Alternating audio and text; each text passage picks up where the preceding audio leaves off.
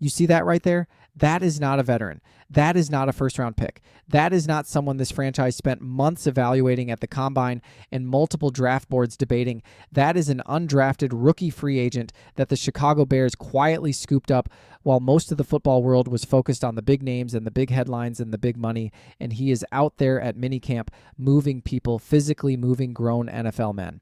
Welcome back, everybody. I'm Fave. This is Favs, and today we are talking about something that I genuinely do not think the Bears fan base is giving enough credit to. Two absolute monsters that this organization brought in through undrafted free agency who are making noise at camp right now and who could end up being a much bigger part of this offensive line story than anyone is currently acknowledging. No big press conferences, no jersey reveal, no social media moment with 100,000 likes. Just two enormous human beings who showed up, put their heads down, and started doing work. That is how great offensive lines actually get built, and the Bears are doing it the right way. Let's get into it. Now, before I go any further, I want to establish something important about why offensive line depth matters so much to what Ben Johnson is trying to build in Chicago. When you have a franchise quarterback, and Caleb Williams is absolutely a franchise quarterback, the most important thing you can do organizationally is protect him. That is the foundation. Everything else, the scheme, the weapons, the defensive identity, everything is built on top of that foundation. And for the Bears, who made significant investments in the offensive line this offseason through the draft and free agency, the undrafted free agent class is the final layer of depth that determines whether this unit has real resilience when the injury bug inevitably hits, because it always hits. Every single season, every single NFL team deals with offensive line injuries. The question is always whether the next man up can hold the wall. These two names, Jiren Comp and Kaden Barnett, are the Bears' answer to that question. And based on what is being reported out of camp, the answer is a very good one. Let us start with Jiren Comp, center out of Utah. And I need you to understand the size conversation here before anything else, because when you hear the numbers, it genuinely stops you in your tracks. 6 feet, 6 inches tall, 315 pounds at center. Now, Fave's personal opinion on this, I almost did not believe it when I first read it. Centers are not supposed to be 6'6". The conventional wisdom in offensive line scouting has always been that taller interior linemen struggle with leverage, that the physics of the position favor shorter, more compact players who can get underneath bigger defensive tackles and win the low leverage battle. The standard size you typically see at center in the NFL caps out around 6'3", maybe 6'4" on the extreme end. Jiren Comp is 6'6" and 315 pounds, and he is playing center. That is genuinely unusual. That is the kind of outlier size profile that jumps off a scouting report and makes people do a double take. But here's the thing. The Bears did not bring him in just because of the size. They brought him in because the size comes packaged with real football ability and the kind of versatility that is worth its weight in gold on an NFL roster. According to his scouting profile, Comp has legitimate starting experience at every single position on the offensive line at the college level. Left tackle, right tackle, guard, center. He has lined up and started at all of them. That is extraordinarily rare. Most offensive linemen specialize early. They find their position, they develop there, they refine their technique for that specific spot and that specific set of responsibilities. A player who has genuine starting level reps at every position on the line is someone who can essentially function as 5 different roster spots compressed into one person. For a coaching staff trying to maximize the efficiency of a 53-man roster, that kind of positional flexibility is not just convenient, it is genuinely valuable. Dan Rochar knows exactly what he has in Comp from a depth perspective, and Ben Johnson's offensive system rewards versatile linemen who can execute assignments at multiple spots without missing a beat. The football production at Utah backs up the value. In 2025, Comp played 744 snaps and allowed just 1 sack, 0 quarterback hits, 10 pressures, and 4 penalties over the course of the season. Now, the 10 pressures is a number that deserves some context. For an interior offensive lineman playing that many snaps, 10 pressures is not an elite number. It is a solid, respectable number that tells you the player is not a liability. He is not the guy getting quarterbacks killed. He is not the player that opposing defensive coordinators are scheming to attack. He is consistent, he is assignment sound, and he does not make the kind of catastrophic mistakes that blow up drives and change the momentum of games. 1 sack and 0 quarterback hits across nearly 800 snaps is a clean enough profile to get real NFL consideration.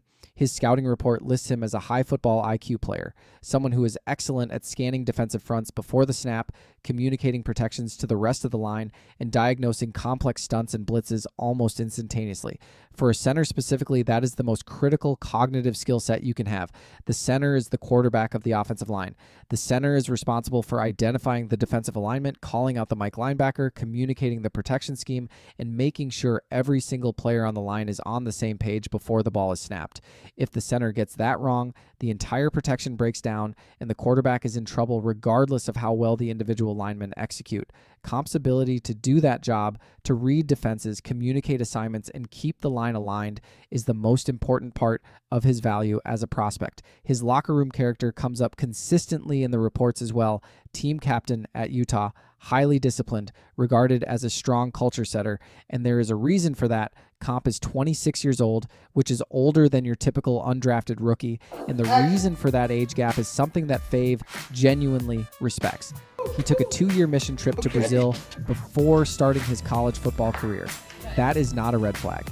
That is a man who had priorities and convictions and lived by them before coming back and playing college football at 20 years old. Everything he has built on the field, he built later than most guys get started. And despite that late start, he stayed in college until he had exhausted his eligibility and maximized his development. There is character in that story. There is discipline in that story. And the Chicago Bears, under their current leadership, have been very deliberate about bringing in players who carry themselves the right way off the field. The legitimate knocks on his game are real, and they deserve honest discussion. His athletic traits are described as average, lacking elite explosive power and the high-end lateral agility to recover quickly when he gets beaten off the snap. His height, while impressive and unusual for the position, can actually work against him against short, powerful NFL nose tackles who attack low and try to get under his pads and leverage him upright. At 6'6", staying low and maintaining knee bend through the duration of a pass play is physically more challenging than it is for a shorter center. And the scouting report characterizes his game as finesse over power, meaning he wins with positioning and angles and intelligence rather than physically dominating defenders at the point of attack. In the NFL, when you run into a 340-pound nose tackle who is simply going to try to move you backwards with pure strength, finesse over power can occasionally get exposed. But here is Fave's honest take on the weaknesses.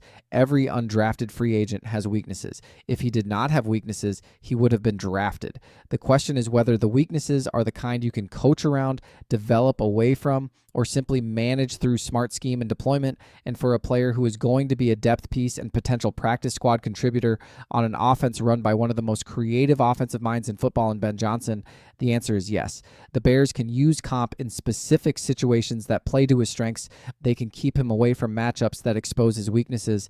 And the versatility alone, the ability to dress him as a tackle or guard or center depending on what the injury situation demands, makes him worth every dollar of his guaranteed money and then some. The Bears gave him guaranteed money. That is important. You do not give guaranteed money to undrafted rookies. You are not serious about keeping around. That is a statement of organizational investment. That is the Bears coaching staff looking at Jiren Comp and deciding that they want him in the building for the long run, not just as a camp body who gets cut before week 1 and disappears from the roster.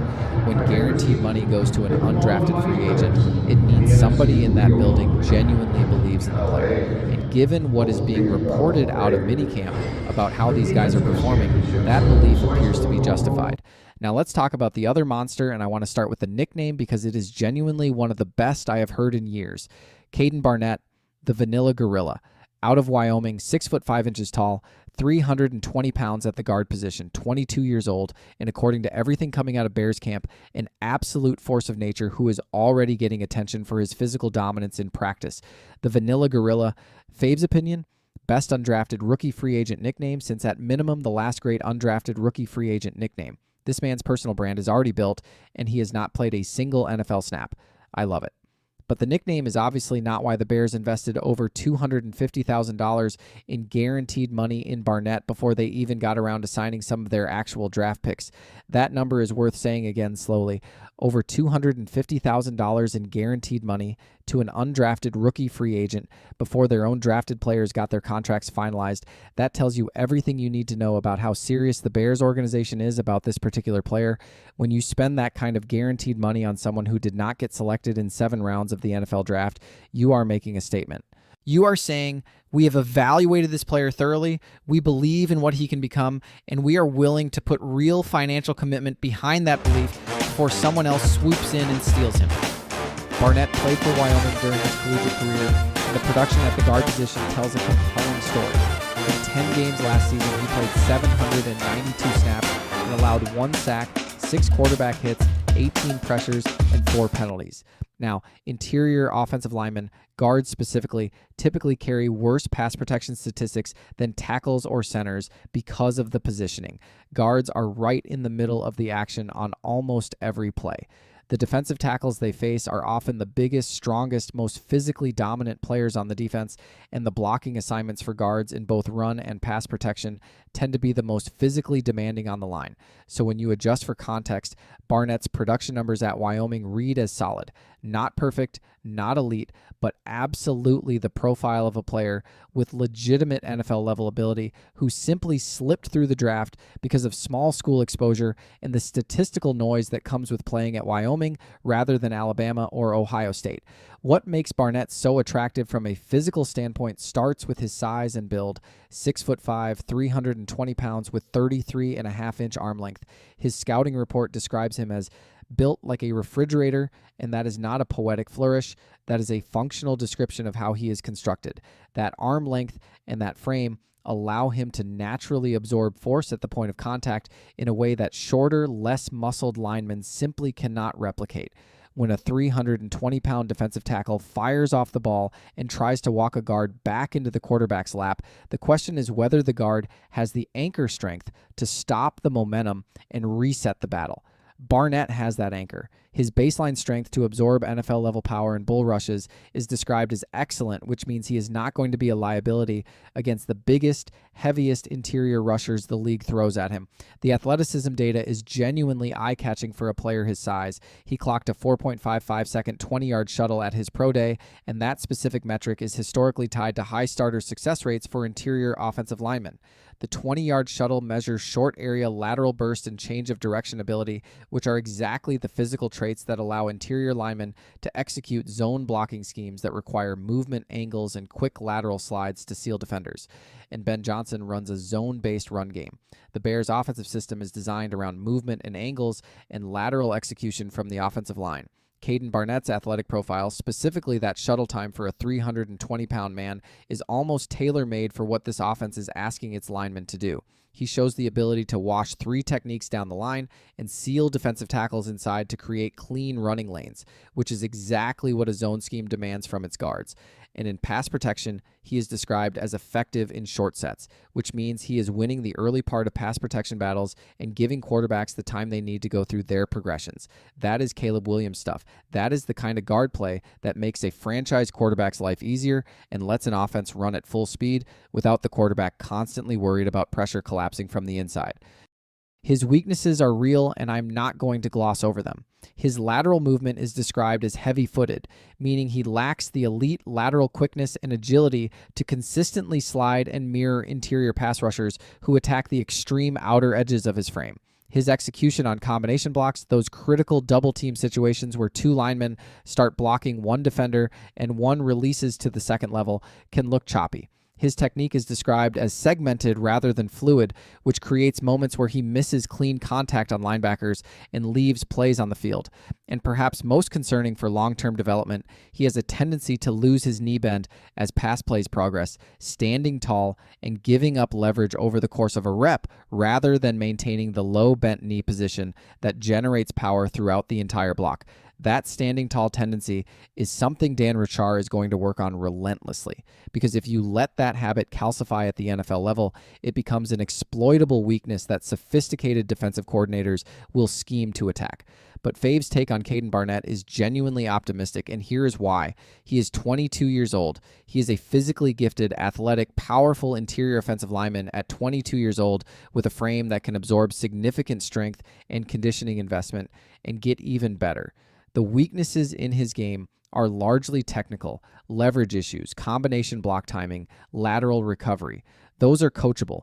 Those are the kind of things that the right offensive line coach with the right film room and the right practice reps can actually fix. The Bears are not bringing him in hoping for a miracle. They are bringing him in with $250,000 guaranteed because they believe Dan Rochar can take a physically exceptional 22-year-old and develop the technical refinements that turn a good prospect into a starting caliber NFL guard. That is exactly the kind of development project that wins championships 3 years down the road. And here's the bigger picture that I want every Bears fan watching this to sit with for a second, because I think it connects to something important about how this organization is building under Ryan Poles and Ben Johnson. The Bears have spent considerable resources addressing the offensive line over the past couple of years. Draft picks, free agent contracts, real money, real commitment. But the part of offensive line building that separates good teams from great teams is not just the starters you invest in at the top of the roster. It is the depth you develop quietly at the bottom. It is the guys on the practice squad who can be elevated on a Tuesday night when a starter goes down and you need someone to fill in without the offense falling apart. Every great offensive line in NFL history has had that depth. The ones that win Super Bowls have 6, 7, 8 guys who can play at an NFL level, not just 5. What Jiren Comp and Kaden Barnett represent is the Bears doing that work at the foundation level, building depth, creating competition, raising the floor of what the worst-case scenario looks like if injuries hit. The fact that both of these players are dominating minicamp reports matters too. These are not guys who are showing up and getting by on size alone. These are players who are apparently competing at a level that is getting them noticed by coaches and reporters covering the team. That is significant for undrafted rookies. The drop-off from college to the NFL is steep and real, and most undrafted players spend their first training camp just trying to survive and keep up with the pace. When a reporter covering Bears minicamp mentions that these guys are making noise and turning heads, that is a signal that the talent evaluation the Bears did on both players was accurate. They did not just grab names to fill camp roster spots. They identified real players who belong in this building. Jiren Comp's versatility means that in theory, the Bears could dress him as essentially any position on the offensive line depending on what the roster situation demands on a given week. Practice squad flexibility is enormously valuable in the modern NFL, where the 53-man roster is constantly being shuffled based on injuries and matchups in short week situations. A player who can register as a tackle, guard, or center and genuinely execute at all 3 positions is essentially 3 different insurance policies compressed into one roster spot. Ryan Poles has talked about the importance of roster construction and maximizing every spot on the depth chart, and Comp is a perfect embodiment of that philosophy in action. Kaden Barnett, meanwhile, represents a different kind of value, the young, physically elite player who is a couple of technical refinements away from being a real NFL starter. $250,000 guaranteed does not happen for a player the organization views as just a camp body. That investment is a signal. It is the Bears saying, we think this man can play in this league, and we want to make sure nobody else gets the chance to develop him. If Barnett stays healthy, continues to develop his technique, and takes the coaching that Dan Rochar